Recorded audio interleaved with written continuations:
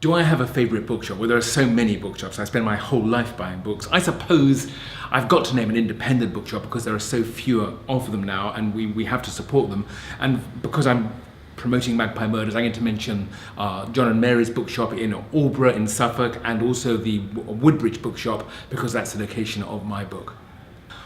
I suppose my fondest memory of a bookshop would have to be Foyles in Charing Cross Road, the original Foyles, not the new one, although that's fine too. But I remember when you used to have to go into this shop and you would try and find your book, which is always difficult because for some reason they put them under who they were published by. Certainly in the children's section, you didn't get the author, you got the publisher. I mean, who knew that, for heaven's sake? And then when you got the book, instead of paying for it, you had to go to some strange elderly lady in a sort of a box in a cage, and she would stamp a bill. When you went and took the bill somewhere else, you paid it, and then when you went back to the old lady, she would give you the book and a grimace, and you'd leave the shop. It was such a peculiar place, so eccentric, and of course it later inspired my favourite TV show written by me, Foyle's War. That's where the name came from.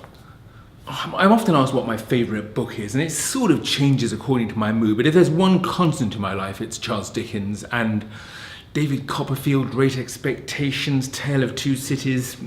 I normally go for Great Expectations. Just a masterpiece, so perfect, so bitter, so sad. I read it when I was 18 and it sort of stayed with me ever since. Of course they're important. Bookshops are my life and they're my livelihood.